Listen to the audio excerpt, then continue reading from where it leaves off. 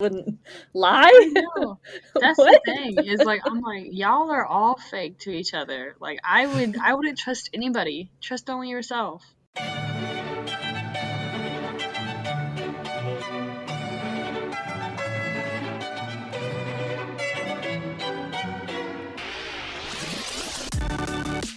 Hello, and welcome to Movies We Dig, the podcast about film, antiquity, and everything in between. I'm Colin McCormick. And I'm Elijah Fleming. And today we are finishing our third and final installment of our excavation of Troy Fall of a City. This is part 3. We're going to be talking particularly about the last 2 episodes, 7 and 8, although we'll probably be sort of reviewing and reassessing our views on the show as a whole. But joining us today is another very special guest we're super excited about, is another student in Dr. Rabinus' class, Ava-Elana, first-year UT student and budding film critic and Troy expert, right? Or am I just... She's making a face. I can edit that out. But welcome, Ava-Elana. Wonderful to have you here. Thank you. So we'll start with our usual. Unfortunately, our other guests couldn't be here that are with us today, but we've got you on the podium. But yeah, like the thing we always start with, and Eli and I have already had 2 chances to speak on this issue. But yeah, do you dig this show?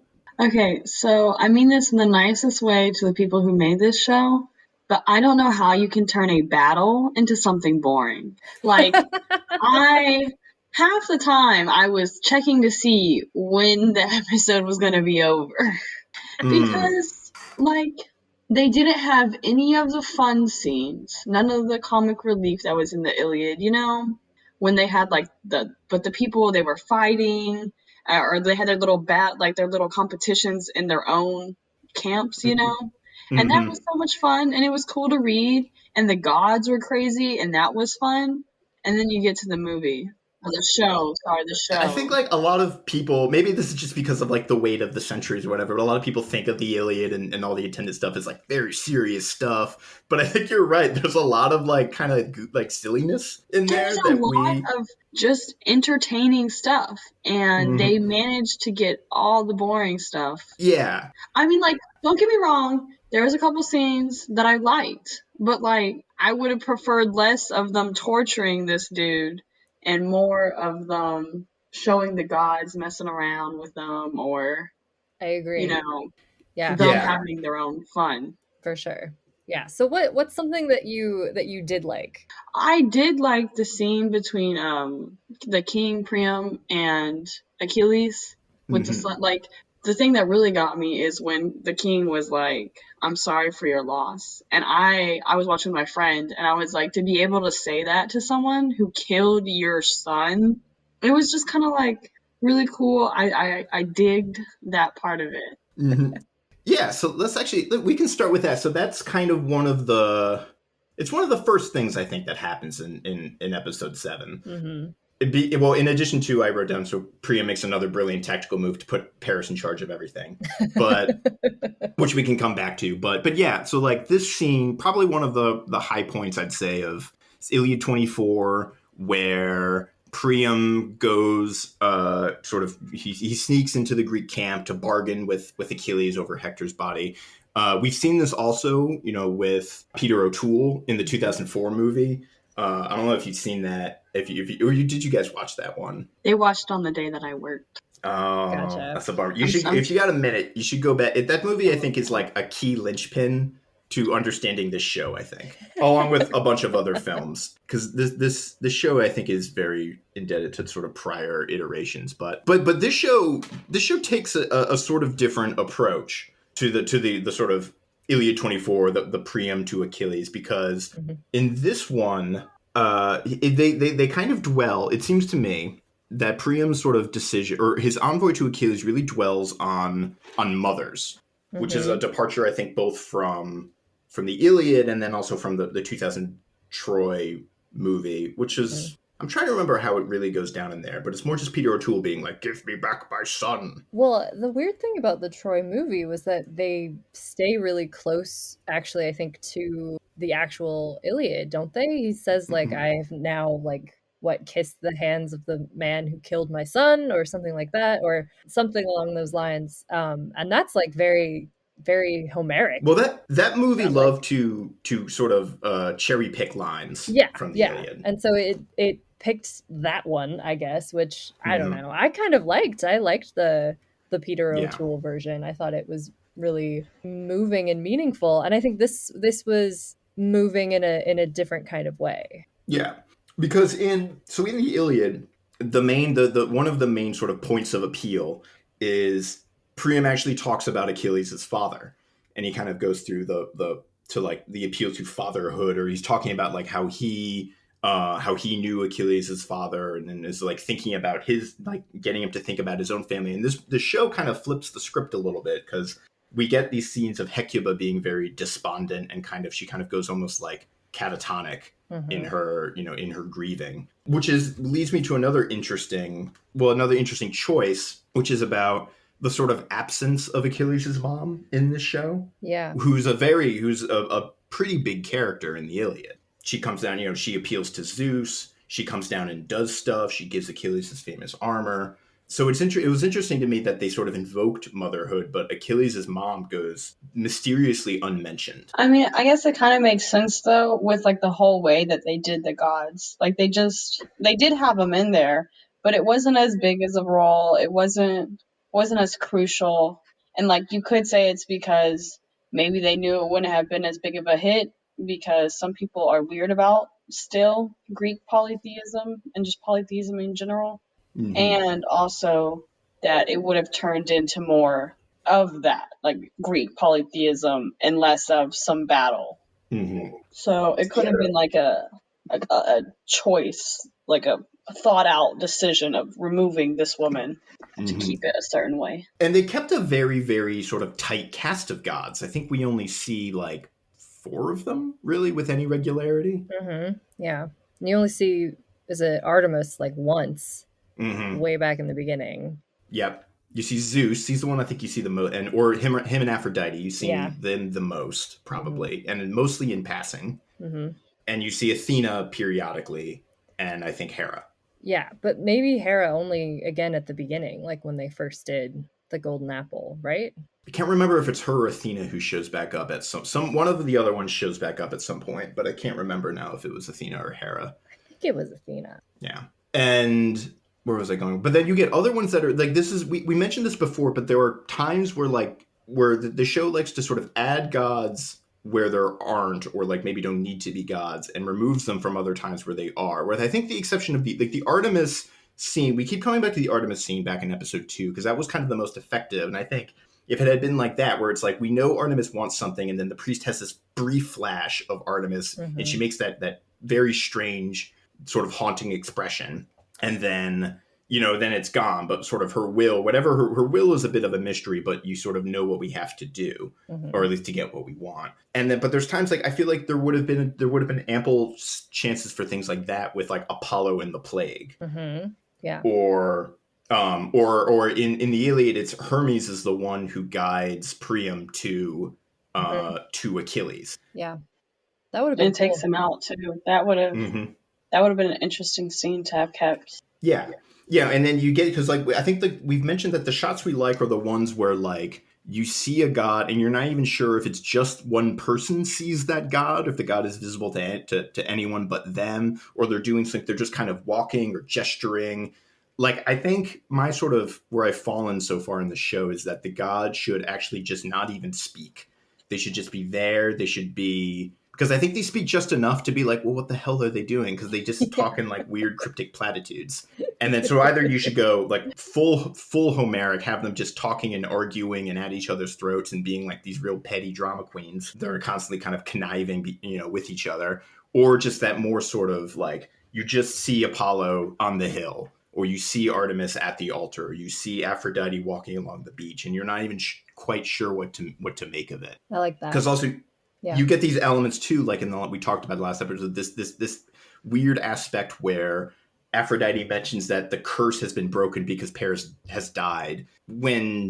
And I think Zeus like kind of says like, oh no, that's not the case. That was just like, we're just getting their hopes up. It was like, why? What? I think they just needed a reason for him to go back to the city, or like for Mm-hmm. everything to be okay. Which, yeah, I Mm-hmm. think sort of coming back to something you said earlier, Ava-Elana, it's like the fun parts they seem to have kind of cut out. Like I wanted a lot more battle going on.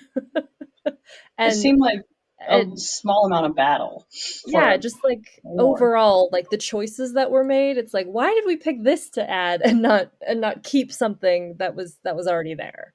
Mm-hmm. Yeah. So like it's extends from gods to battles to pacing of like the entire last episode. But I'm getting ahead Mm-hmm. of myself. I apologize. No, but again, we'll just we can jump on in a second. But to talk a little further about this Priam envoy and just Achilles. But yeah, I wanted to ask you, Ava-Elana, like, what did you think about either Hector or not Hector? Excuse me, Achilles or Priam. I don't know how to say his name. Like, what was your impression of Achilles? Because he to me is kind of one of the more confounding characters of this show. I mean, he's like one of those where you hate him at some points because you're like, why can't you just do what I'm saying? You know? Mm-hmm. Then at other points, you love him in the way that he acts. And I like the fact that he has like a lot of depth. Like, there's a lot of, the duality of man, how at one point he wants to keep the person who killed his love, Mm-hmm. But then on the other side, he sees that this is also a man suffering. So I really Mm-hmm. like that. And then for Priam, I really enjoyed the fact that it was kind of really selfless of him, which you wouldn't expect of a king, especially to do for a woman, because you hear stories of past kings who just killed their wife if they didn't give him a Mm-hmm. son. Mm-hmm. And then now you have him crossing battle lines to go get this kid or his kid for his wife Mm-hmm. to be better. You know, Mm-hmm. I very much enjoyed seeing that in a show. And I don't know. I really like the dynamic. I really like the way that they just kind of both forgave each other. I would have liked the gods to have been kept in because I thought it's so funny to imagine him just kind of sneaking off with the body. But I like that Achilles gave it to him for real in the show. It was nice. Mm-hmm.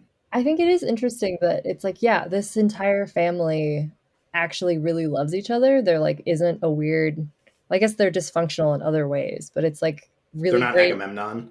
No, I'm talking Exactly. about just like Priam and Hecuba and Hector, they were like actually like had a great, family relationship and Hmm. really cared about each other. And I'm guess I'm sort of surprised, but like yeah, it's like, oh yeah, I guess we don't get to see just like people actually caring about each other a whole lot. You're right. And so it is kind of nice that like those, I mean, obviously then they get ripped apart and everything is terrible, but that's kind of what makes it more dramatic and more exciting. Mm-hmm. That's what So, makes like the good parts good, kind yeah. of. Yeah, Yeah. and there's another scene where one of the scenes that I like. Occasionally, this show has like a scene that I think actually kind of works and I think resonates. There's one where Achilles is talking to Odysseus, and he's talking about kind of the displacement that he feels. Where he's talking to Odysseus, and he's like, "Well, you can just after you want to end this war because you're just going to get to go home and be with your wife, and whereas I'm like, where do I go after this?" And I feel like this is one of those goals because like I think that's a really compelling idea that we could have. I think the way I wrote it down in my notes was it's another scene where we get right up against something that's potentially interesting, Yeah. Yeah. and then we don't develop. We don't really develop. Like I feel like if I were like in my teacher mode and I got this script and I was like, this is a good like develop this in like big red circles. And again, like another case of like another aspect of the show that this kind of doesn't want to comment on, but I think would fits right sort of right in with what it's thinking about is Achilles' half divinity, the fact that he's not fully human. His mother is a god. His mother, even in the sort of myth tradition, has this weird relationship where his mother basically despises his father for being mortal because sort of as the story goes, that Thetis would bear a son who was greater than the father, and Zeus, Mhm. to avoid him or another god sort of having a son with Thetis, which would have caused some problems, Zeus marries her off to a mortal hero, Peleus, and so where we get Achilles, but there's this like weird family dynamic where Thetis loves her son but hates Achilles' father, and Achilles himself exists in this like weird sort of in between space, and the way he doesn't jive with the other kings, particularly Agamemnon and Menelaus. There's something interesting going on there, but Achilles is dead by the end of this episode. And we've seen like very little of Achilles. We know very little about Achilles even prior to this. I like we said before, I think he enters the show in a very strange way. Yeah, well, especially for becoming like more of a main character, he like doesn't really get a full introduction. Mm-hmm. And I feel like we don't really get to explore his motivations. Yeah. Because like even Odysseus, you know, we sort of like we like pick him up, right? And like he has his whole try to get out of it thing. And Agamemnon and Menelaus, it's like sort of self-explanatory what they're doing. But it's like, then there's Achilles, and it's like, why? Mm-hmm. We don't get that whole explanation. And so, yeah, I think if we're going to then try to throw him into this like main character position, he feels very two-dimensional to me. Yeah. Yeah. And it's like, I feel like they tried to put in the parts of him that were 3D, like having him decide not to fight and having him respect their wish of 12 days and all that. And like they tried to keep that part of him, but they just didn't give it enough. Yeah, it rings kind of hollow. Yeah. Mm-hmm. I really hated the whole like, we're going to wait 12 days, but no, let's not. Let's it up. Like that was another, it was kind of like, it felt like a very contrived conflict. Mm-hmm. Like, you've been here years already. I felt it was unsatisfactorily explained why it's advantageous. Because it's like, when the Greeks end up attacking, it's not even like they catch the Trojans by surprise. Like, the Trojans' army's there. They just attack the army. Like, it's like you couldn't have just done this later. Right. Like I was the same way. I was like, y'all been here for 10 years. I know y'all have taken it like a month break because some of y'all are still alive.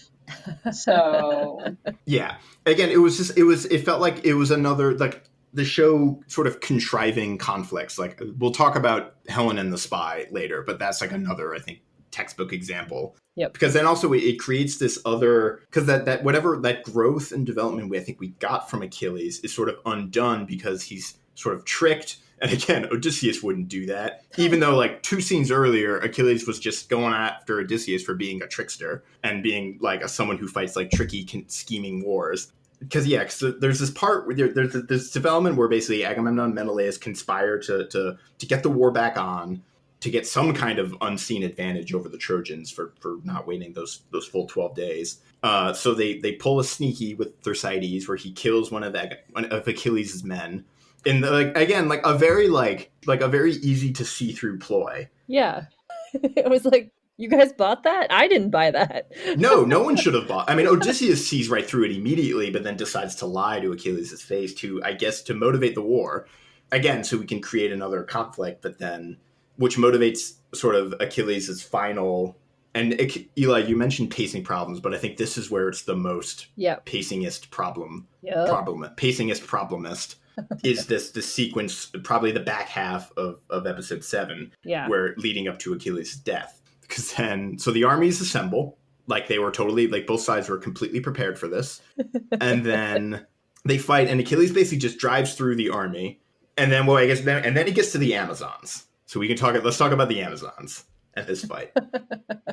I wanted them to do more. I feel like they were there just like on the outskirts. And if we were going to have them there, I wanted them to be a bigger part of it. Mm-hmm. Yeah, we've met them, I think we meet them 1 or 2 episodes prior. Something like that.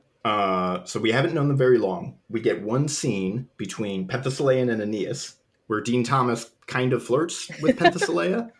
Yep. I didn't like that. I wish they just wouldn't have put the Amazons in there, if we're going to be honest. I didn't like that scene because I was like, aren't all these women gay? And speaking from like a gay woman, I was like, I wouldn't be flirting with this man if I was in a clan full of women with other women and I like women. You know, like I saw that, and then to have them all get whooped basically by Achilles in a span of 5 seconds, I was like, these women are trained fighters. Like, am I just supposed to believe that 5 of them could get taken out in 5 seconds by this random, or not random, I mean, I guess he's like a demi person thing, but to have him just beat all 5 of them in 5 seconds was kind of disrespectful. Yeah. I agree. In what I would say was like watered down 300 sort of moment. Yes. Because so there was a couple of I noticed a few other parts where this show is kind of almost like a recreation of particularly the Troy movie and 300. There's one part where the Myrmidons are going to like Yep. straight out of 300. I think Achilles' duel with Hector I think is choreographically very similar to the Yeah. one from that movie. Anyways, yeah, my biggest complaint. Well, I think they could have set up the Amazons as like when they're there, they actually turn the tide of battle because they are this fresh recruits and they are the best warriors. Sort of maybe barring Achilles and his Myrmidons, but they are like the creme de la creme, Yeah. the elite of the elite. But we see very little of them actually doing anything. Yeah. No, I watched this with Nick, and he was like, "Who's that?" And I'm like, "It's the Amazons." He's like, "Is that like real? Is that canon?" I'm like, "Yeah, it's Penthesilea." He's like, "Who the f- is that?" So it's like a character that like is not in the like, you know, top 10 Iliad characters, and I think it would have been really cool to have a really awesome like Amazon fighting force. And which again, like ample tradition for this. You know, yeah, we can see totally. artistic representations of this. But yeah, no, they duel for what feels like inside 5 seconds. Mm-hmm. You know, there's I think another like there's a setup there. This is a setup payoff problem. I think where we should have had an earlier scene or an earlier fight where maybe they almost fight or they're fighting on opposite sides, or we at least get to see like Penthesilea kick a little bit of ass. Yes, please. Then when they actually meet on battle for the first time, it's like kind of got some tension because it's like, ooh, how's this fight going to go? Or like they know each other. Because also there's this element where Penthesilea says that they're going to war to fight Achilles and to fight the Myrmidons. And I forget if she gives a reason for that. I think she says like he killed like all of my friends and family or something along Yeah. those lines. Yeah, I think that there's that. This is again like there's a backstory, like an interesting backstory that's alluded to but never shown. Mm-hmm. Like we should feel more. I feel like when these two characters meet. Yeah, Exactly. Like I didn't understand why it felt like there was some kind of tension between them, but I didn't know what it was. Yeah, yeah. The closest thing I think we get is I think this is at the episode prior where Achilles executes one of her soldiers. mm-hmm. But again, it all sort of like the pacing is so like in that episode we talked about the sort of the weird rush that it goes through between Patroclus's death and Hector's death. And I think there's another rush. It really rushes through these big battles, these sort of climactic meetup, these climactic duels, and just really wants to get past them all so we can have more like Paris and Helen, like sort of like brooding. I mean, partially has to be a budget issue, right? It's like if you can't spend the money on the big battle, I guess you invent a spy subplot to do instead. But according to my research, this show cost £2 million per episode, something like that. It was an extremely expensive show. It also, it's tough to gauge because like I don't know what the metric is for like when a Netflix show makes back what it cost. I don't know how they figure that out. This is whole like dark art of like how to report earnings on like streaming services. but yeah, this was an extremely expensive show to make. But it looked like they were very much sort of, you know, because like they say like I think it's in the Game of Thrones season with the battle of the King's Landing that like pretty much like 2/3 of the show's budget like was blown on that battle. Yeah. But yeah, there is a dearth of battle in a movie ostensibly about war. So yeah, so Achilles sort of, and also like another instance, Penthesilea at one point mentions that she's going to station 40 Amazons somewhere. And I feel like we see maybe it's shot in such a way that we never really see more than 10 Amazons at a time. Yeah, like where did they go? Yeah. Yeah, like this thing where he starts doing this math and he's like, okay, 40 of them. I was like, I saw a group of 5. Like, where are you hiding them? Are they already out? Like, are they already stationed? That's the thing, is they make it seem like they're already stationed out there, but then ask for them to be stationed. Also, the weirdest bit, just to go back to the Aeneas scene, is Aeneas just like mentions his dead wife in passing, which was another thing that just kind of stuck in my craw because I was like, Aeneas' wife is not supposed to be dead at this point. Nope. In the same way that I got real like grumpy about Odysseus having 2 sons. This is just another thing where it's just like a throwaway line that I feel like does nothing, yet also just flies in the face of what I, with a PhD, know. But that's more my problem, I think, than the show. So I'll sort of rescind my complaint. But yeah. So anyway, so after this fight, this duel with the Amazons, then we get Achilles' death. How did you feel about the death of Achilles? I ask you all. I liked it. I don't know. That sounds weird to say because he died, but like You're the allowed to like fact things. I'm not. Yeah. I'm not saying that I like the fact that he died, but I did like the scene. I did like how very I don't know, I felt better after it. The fact that he knew that these people did lie to him. And I feel like he was laughing, right? Or smiling when he died. Like I felt better knowing that now he doesn't have to deal with this issue of having no one to go back home, having nothing to go home to, having nothing else left in this world. Like this was all that was kind of keeping him on, I think, is the fact that now this had messed him up. Because he was sitting out there by that fire, in front of his, just staring at the body. Like, he was going through it. He's not okay. He's not doing hot today. So I'm not saying he deserved to die, but he definitely did not have a hard time accepting death. Yeah. I agree. I like that he like learned something before he died about that, where he was like, "Oh crap, Odysseus is tricky after all," I guess. But I kind of liked also that it was partially Priam that kills him. I thought that was kind of, I don't know, kind of Rewarding. interesting to go back to, them apologizing and sort of bonding with each other, and then to like get to this point again where they're like really angry and violently trying to hurt each other. It's like two ends of that spectrum. So I thought that was kind of interesting. I mean, like they say, hell hath no fury like a woman scorned, but a man who thinks that he's been done wrong is a madman. That's like that's the best summary of the Iliad I have yet to hear. I agree. That's literally the whole thing in one sentence. If a man thinks that he has been done wrong, he is a madman. I'm gonna write this down. So we've talked a lot about Achilles. We have. Who's next on our docket?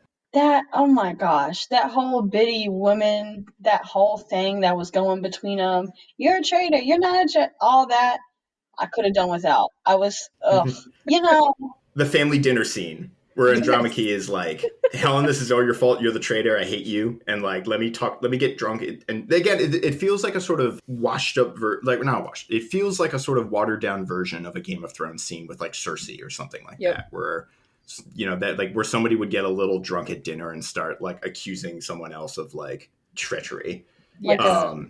But then my like sort of, I guess it's like, this is my, one of the like, biggest sort of things I can't get over with the show is that Helen is sort of positioned as being so central, a very central protagonist. And the show feels like in a lot of ways it's trying to sort of redeem Helen, or at least get the audience on her side. But then these last episodes, I feel like, work so hard to get us to like, there's a discrepancy, but I feel like what the show is telling us to feel and what the show is actually showing us and how we're going to feel about that, where I feel like the show is sort of telling us to empathize at least with Helen, but what we're seeing makes me not want to empathize with her at all, because even however mean Andromache was being to her and unfair, she was right. Yeah. I was definitely like, are they trying to make me hate Helen? Because I do think she's making terrible decisions and she should stop. Like that's the thing, is I didn't like the fact that they would have her actually doing it and then have her calling it. Like, I just don't feel like it would even be close to historically how it could have even possibly happened. Like, the second she started running her mouth, I can promise you there would have been a man to put a hand on her. Like, that's number one.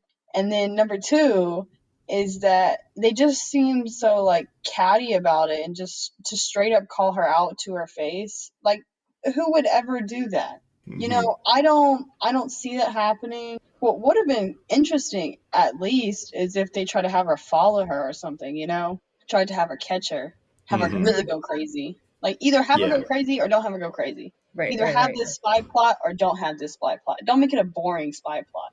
Yeah.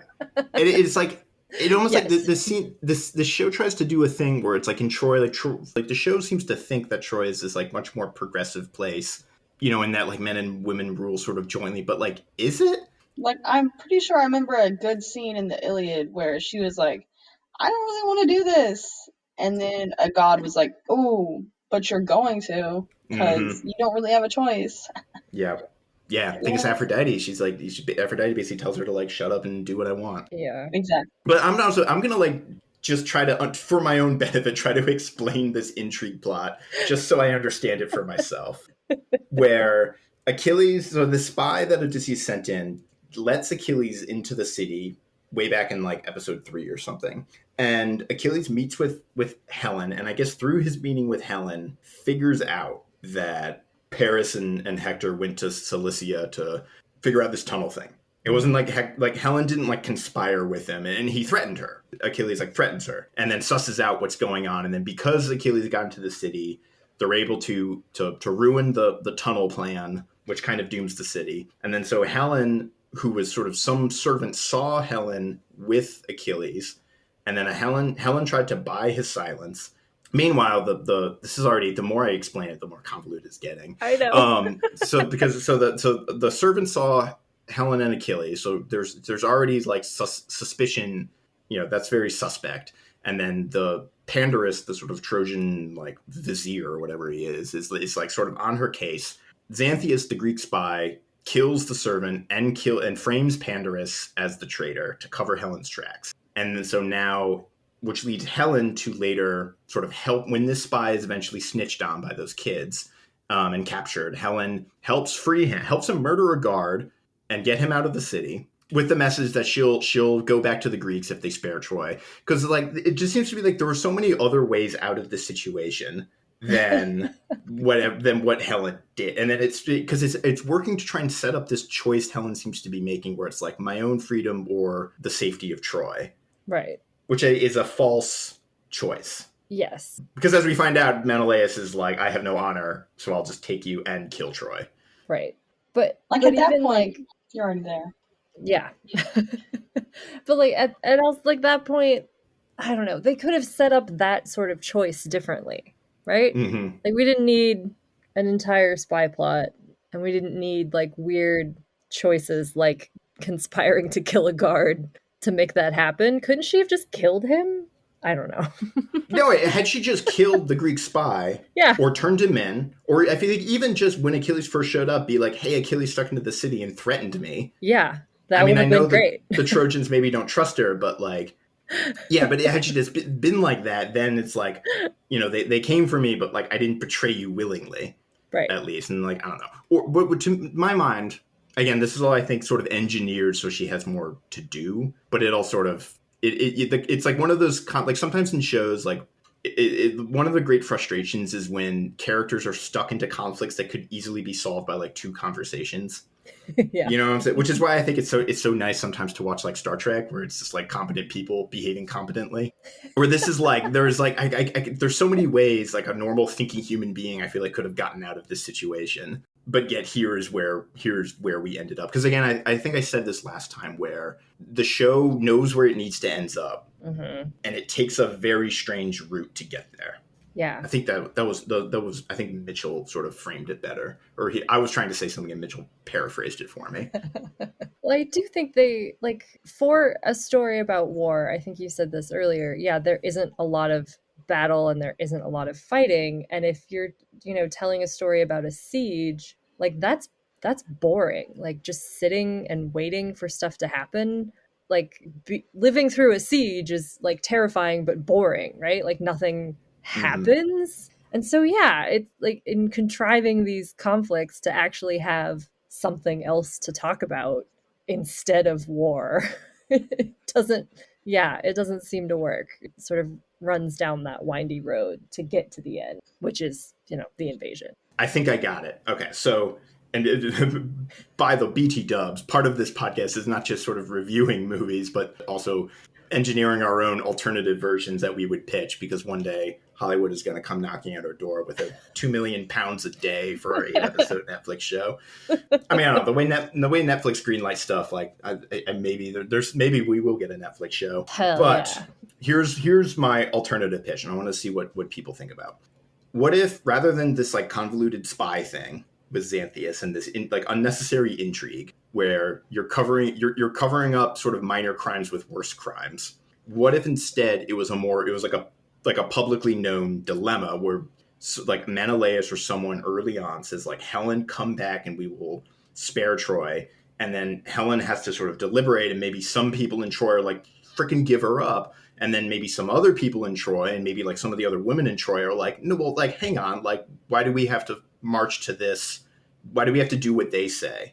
You know, and then this dilemma that she could sort of have out in the open, and then some characters might antagonize her and some might sympathize her. We could get solidarity, perhaps between other female characters, or something like that, where that is the sort of deliberation that happens ultimately. And then maybe the thesis is like, you can't trust Menelaus and men like him because they're rat bastards or something. Yeah, I like that. It's sort of like the makes me think of The Dark Knight, where it's like, turn in the Batman and these people I won't blow up a hospital or something, right? It's like a public facing dilemma, which I think would work in a siege story because it's like an extreme survival story and people do extreme things. I think that would have been cool. But so also, for a little bit of context, Eli, much of your work involves extreme survival situations. It does. and whereas many of your interests lie. So I'd be like, that's the Eli version. Yeah, that's the Eli version. Or it's like that scene in Master and Commander where they run into a calm and everybody thinks it's a curse. And so the one guy who they think is cursed, he ends up like jumping off the side of the ship with a cannonball. Right. And then the winds come back, and so it's like, you know, but it's like a similar sort of like moral dilemma for a collective community. Yes, I like it.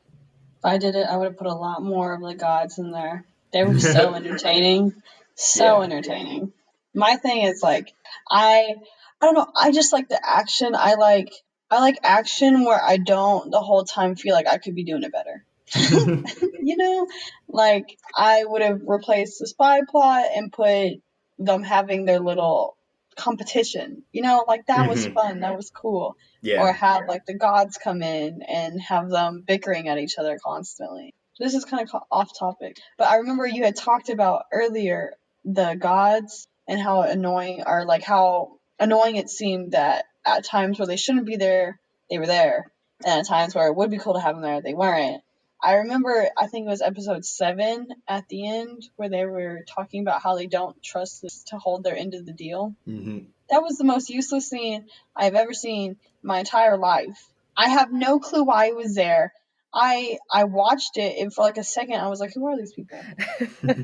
What are they doing? Why are there random people here? Tell me what I already know. What I already think. So the Trojan horse, I think, is like a perfect an encapsulation of, I think, sort of the show's problems into that, like, that god issue that Ava-Elana was just talking about. Because, like, it invents this very, like, euhemeristic historical reason why they would bring the horse into Troy, i.e. it's filled with grain and they're starving. Mm-hmm. Where if you have a show with the gods, like, that is a reason enough because... Okay, Colin here. I'm about to say something about the Iliad, but I actually mean the Aeneid. And I want you to know that I know, and I want to know that you know that I know. Yeah. Readers of the Iliad might remember there's a part where a priest, Laocoon, says, let's not bring the horse into Troy because it's probably a trick. And he says that correctly. And then Poseidon sends 2 big-ass snakes to eat him and his sons. And then so when that happens, they're like, okay, we'll take the horse. You know, so there's a divine motivation for them to bring the horse in. Mm-hmm. And in the show that already has gods, you know, who make people do things, or can potentially make people do things, invents this, like, grain reason. Which again, but then there's another, like, why don't we just bring the grain and leave the horse? Yeah, you'd think that would be easier. I don't know. I liked the style of the horse. I thought it looked really cool. But yeah, I didn't like that it had grain in it, I guess. Yeah. Like, have you ever seen Mr. Peabody and Sherman? Been a while, but Is that yes. Yeah, that's that the dog adopts a kid, and they yeah. go and they have like the Trojan War, and that was more entertaining. Mhm. That like the way that they snuck in and all that was so much more entertaining than Yeah. the last episode of this thing. Because it kind of I think pokes fun at like sort of the silliness of the whole The myth. silliness of the whole thing, Yeah. none of it really made sense. Like how they fit all those people in that Trojan horse. Like they had like in that movie they had like a good 12, 20, somewhere in Mhm. that range amount of people in that horse. You know, Yeah. There's like I think of like so there was somebody had like a meme or like a tweet or something like that was like Trojans like we are under constant attack. We must be vigilant at all times. And it's like, sir, the Greeks left the big horse outside. Oh, rad, bring it in. basically, like that's what it felt like. Okay, this is the problem that I have always had though with the idea of a Trojan horse. Like earlier in the show, Achilles like gets into the city and gets into the palace. Mm-hmm. Why couldn't they just do that again? Like send one guy in and open the Mm-hmm. gate from Well, the because inside. it's only I think in this show it's only Odysseus and Menelaus and the horse, right? Yeah, correct. It is effective like Achilles under that logic. Achilles could have won the war in season 3. Yeah. Yeah. Well, I mean, even and I think in the Iliad, doesn't Odysseus sneak into the city and like steal the palladium or something? And Mm-hmm. it's like, Yep. if you could sneak into the city, why didn't you open the gates? Yeah. Yeah, and then if I was a professor and a student asked me that, I would because it's cool and myths don't have to make sense. Stop asking. No, I wouldn't say that, but I would say But I mean, because that's it's a true. myth and it's not going to make sense. So let's not hold it to too tight of a metric. Or if the guy who's going to sneak out and tell them that Helen wants to come home with them and nobody will get hurt. Yeah. Why doesn't Helen just sneak out with them with him? Mm-hmm. That's kind of what I thought was going to happen when she Yeah, was like, again, yeah, I was like, that would have worked. it seems there were ways Helen could have got out of the city without murdering 3 guards or however many she killed. Yep.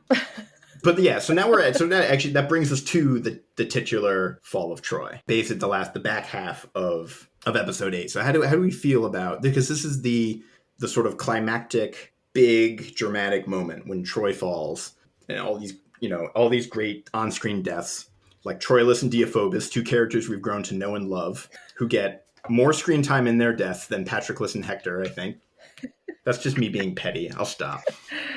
Ava-Elana, I want you to go first on this. Once again, I was just kind of bored, And like the thing that stuck out to me most is the thing that probably will always stick out to me and other people that have seen it with me is when he tossed that baby off Mm-hmm.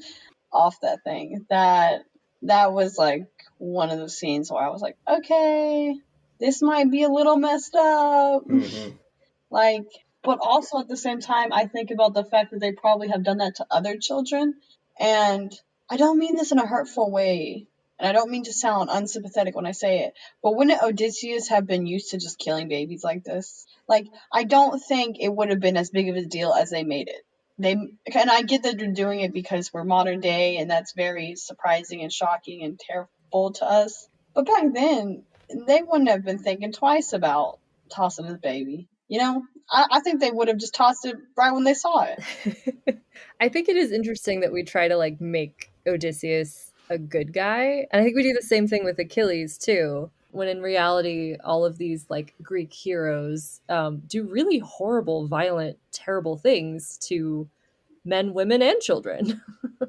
Exactly. Like the producers tried so hard to put all this emotion and feeling into it, and I think it would have been so much better if they had just shown them for how they acted. It would have been at least interesting and kind of realistic to how they would have been, more historically accurate. Is it a problem though that we wouldn't have like somebody to root for?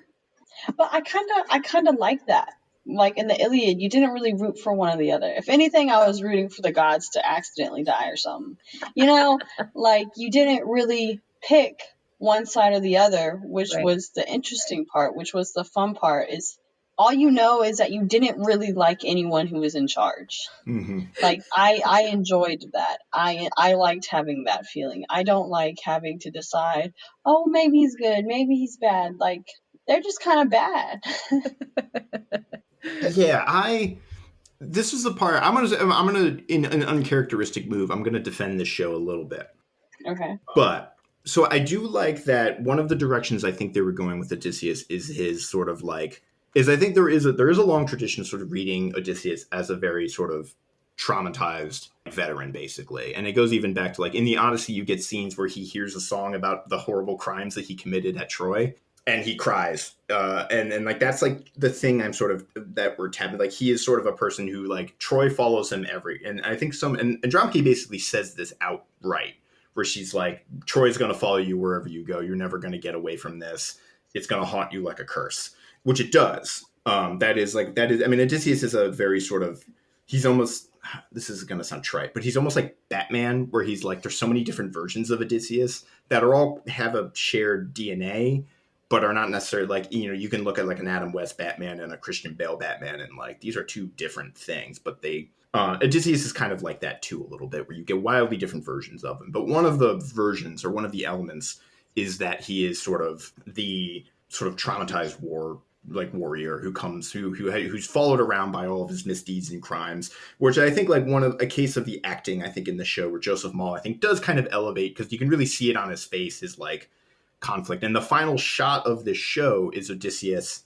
There is a shot of Odysseus's face as he sails away, and I wondered a little bit to myself whether this show thought it was getting a sequel or a second season with that shot. But yeah, because and I think this was a bit of clever writing on the show's part, where the first time we see Odysseus, he's saving his baby from the plow, and then one of the last things we see Odysseus do is throwing somebody else's baby off the walls, presumably so he can get home to his own children. But we know that that's going to be sort of ruined. Like his whole life is basically up by this war, which I think is something that is kind of interesting and worth exploring. Although there is also a tradition of a sort of the Romans would call him Durus Ulysses, but like of just a casually cruel Odysseus who is sort of very willing to utilize and instrumentalize people to get whatever it is that he wants. So I could do like to Ava-Elana's point, like a sort of you could have easily gone with a sort of casually cruel Odysseus. I mean, yeah, he definitely does have in the books sometimes a kind of more humane personality than the other ones. So it would have made sense maybe that he would have been a little more hesitant to throw off the child. I felt like he was really, really amped up. Very TV, It was a very TV scene. Yeah, because the show seems to be doing a little bit of legwork to redeem his character, or like at least show that he's conflicted. And he has his moments where he makes, like when he lies to Achilles, where we're like, Odysseus, no. And then other times where maybe we're supposed to be like, Odysseus, yes, like when he helps Briseis escape. Yeah. And he does help Andromache, or he tries to hide Andromache's baby. Like he's among the Greeks, he is the one sort of with the most empathy, which I guess is what makes his choices a little bit harder and a little bit more compelling. But yeah, I enjoyed watching this like ending sequence, sort of thinking about what Adam said about like the themes of like fathers and sons. And that actually what you said about Odysseus and his sort of like introduction and his exit, like having really to do with his relationship with like, his own children and what he's willing to do to get back to them. And how that's like, ripping apart somebody else's familial relations. So I think that, like, thinking about it in that way, I did sort of like the ending sequence. But again, pacing. I think it didn't work for me pacing-wise. Yeah, we got a lot of very important deaths in very strange way. Paris kind of dies in a... Yeah. He dies, and I was like, I at this point, Paris, I'd become so, like, numb to Paris that I was like, when Menelaus kills him, I was like, this is all your fault, dude. All right. But then Aeneas is just like hiding in a pile of bodies. What? So this was one thing I did. We're coming up in about an hour, but we'd be remiss if we didn't talk about Aeneas, I think. Okay. The character of Aeneas. An essay. In this essay, I will. Yes, in this essay, I will demonstrate. But actually, no, I do want to, because Aeneas struck me as another character that I thought. I mean, again, we want more developed. Maybe the show should have just been more episodes or something. But then again, that might have just been we might have just gotten more spy intrigue. I think we would have gotten more spy. But I do sort of feel like Aeneas because he's really one of the other Trojans that we see a lot of, but we don't get a lot from. All of his character development, I feel like, happens in this last episode. But up until now, he's basically just been like there, and he's good as far as we can tell. And we get this weird moment where he talks about his dead wife, and maybe that's supposed to, like, his scene with Penthesilea is supposed to allude to his sort of history as being a kind of like womanizing, type, maybe with Dido, but I don't know. I might be grasping at straws, but he is basically him and Briseis and those two kids are, I think, the only people that survive Troy. But yeah, so Aeneas is of course, I don't know where I was going with this point. I might have to edit a lot of what I just said, but he's an important figure, particularly not so much during Troy, but for the afterlife of Troy. Mm-hmm. So I don't know. How do we feel about Aeneas? I should have just started with that. I honestly, this is going to sound bad. I am not picturing what his face is for some reason. And so I can't form I don't know why my brain isn't telling me what else he's done. He's Dean Thomas in Harry Potter, or he's also in How to Get Away with Murder, if either of those mean anything to you. Alfie Enoch is the actor. Like, it's just, I don't know why my brain isn't. In some ways, that's almost perfect, because I think one of the things is that Aeneas needs to be a much more bland person. He's kind of, because if you read the Aeneid, he's like a little bit of a bland character in that. Maybe not, depending on how you feel about the Aeneid. Well, it's like, yeah, it's one of those stories where I feel like the main character is not my favorite part of the story. It's like there's so many cool side characters in the Aeneid that I like a lot more. So yeah, it is kind of perfect. But I don't know, in the show, Aeneas was just like one of the other randos, like Deiphobus and Troilus, who just kind of like popped up every now and then, and he just had slightly more lines. Mm-hmm. And I think maybe it's like, dropping those like little nuggets of, we know that there's like an afterlife to this character, and so we're gonna make sure he survives. But it's like, it could have been any one of those characters. Like, there didn't seem to be anything particularly special about I will say, that. When I first started watching the show, I was early on very excited, because it didn't do what the Troy movie did, which was have Aeneas be this random kid who shows up at the very end and is given the magic sword of Troy.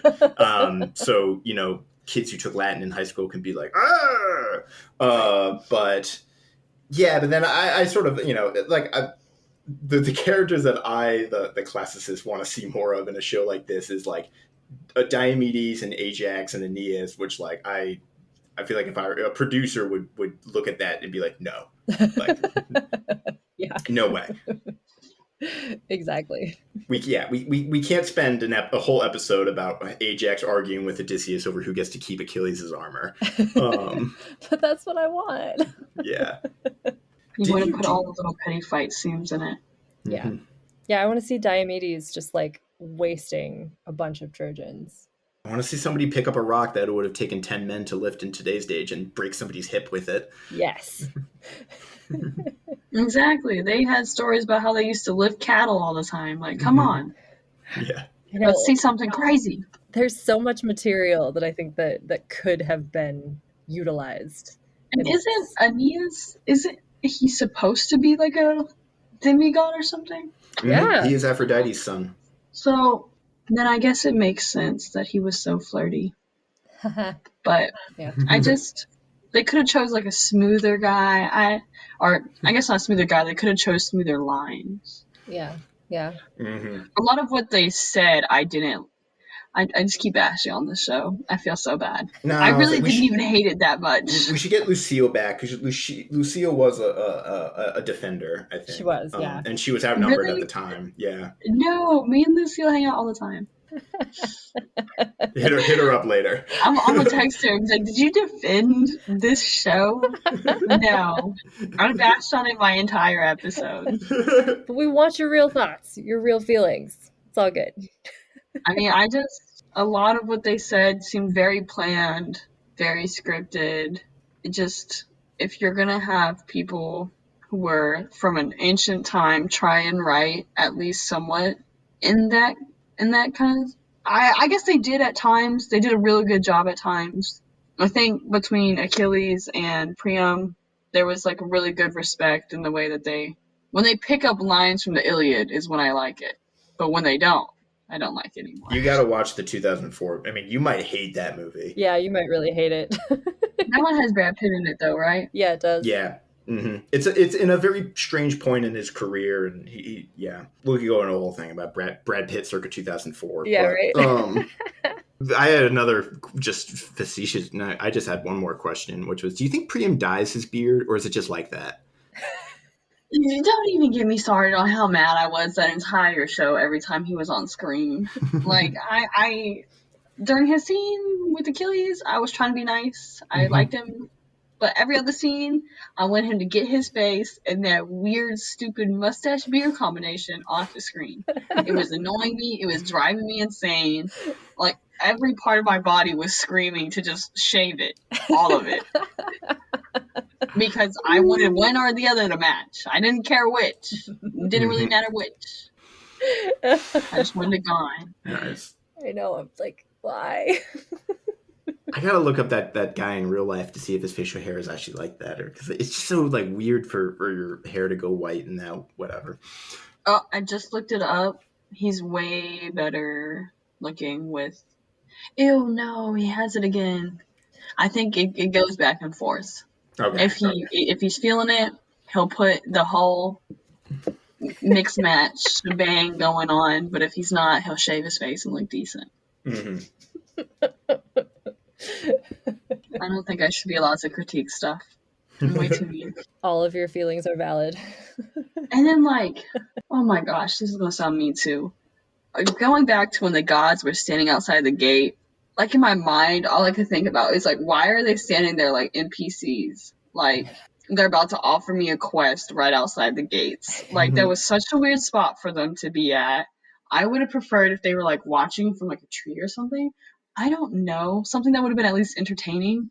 Mm-hmm. Like, why are they just standing outside the gates? Can we see them? Can other people see them? Like, I feel like that was just, everything had just weird placement. Everyone was never where I thought they should be. Yeah, like the NPC gods. It's great. Like, they were just standing there. Like, I don't trust the Greeks. Nobody does, okay?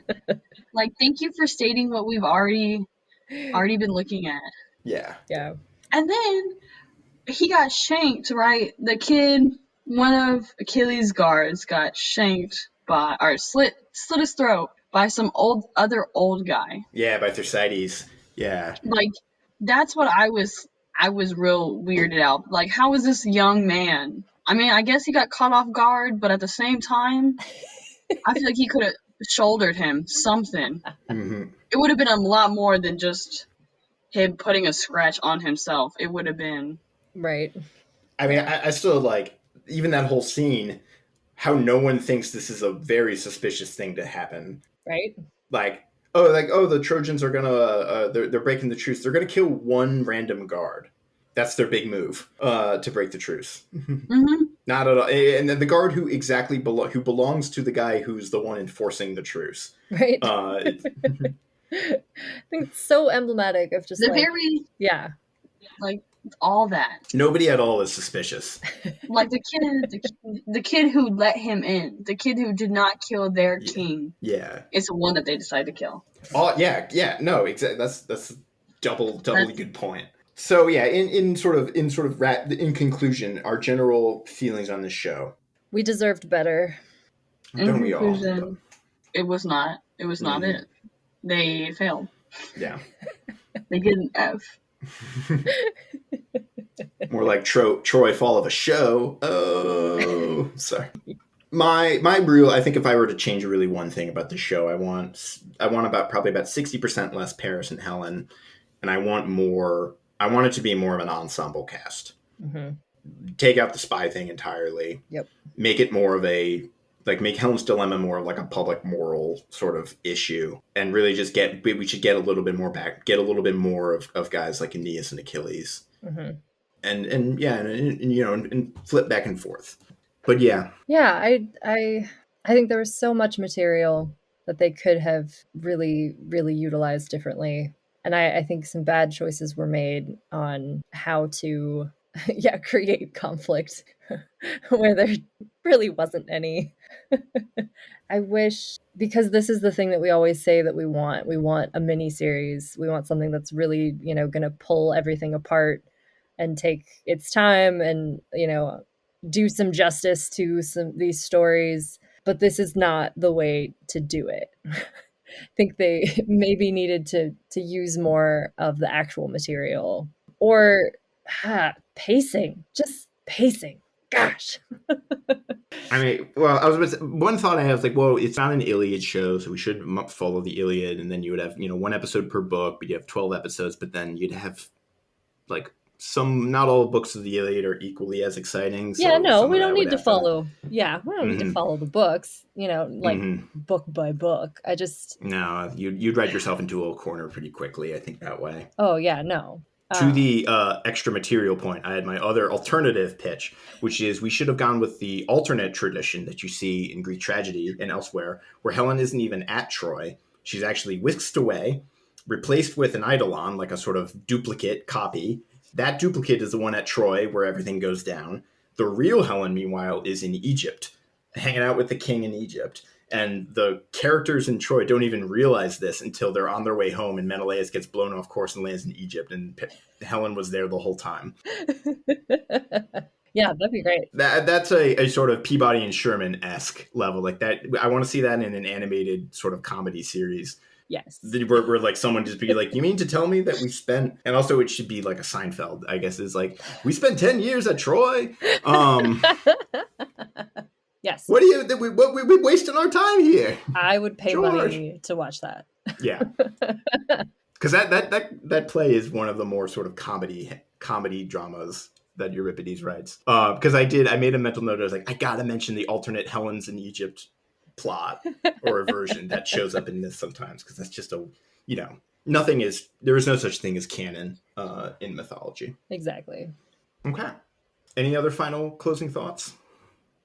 Ava-Elana, I want to thank you so much for being super patient with us as we got this set up, and two, just being an amazing sport and a great guest. Thank you. For sure. Thank you for having me. It was a lot of fun. That's our main thing. Did you have fun? Yes. No, I enjoy bashing stuff. So Right. Okay. On. Well, when the producers hired thugs show up at your door, yes. I'm gonna give them exactly what they deserve. I'm gonna tell them straight to their face. I got a lot of problems with you it. people, and you're gonna hear about it. You can't hide this, okay? I'll let everyone know. Your show, shit. Do better. Ava-Elana, is there anything you want to plug on the show before we lose you? Lifting. Start lifting, ladies. All right. Go to the gym. But yeah, thank you again so much. It was lovely having you. As for I'm very bad at remembering to do this, but for our listeners, you can find us on movieswedik.com. Follow us at @digmovies. Listen to us at Stitcher, Apple, Amazon, a couple other services. And as always, try to rate, review, subscribe. It really helps us. All that kind of stuff, particularly on Apple Podcasts. But all right, well, thank you so much, and hopefully we'll see you around. Good luck with everything. Bye. Bye. Thank you. Bye.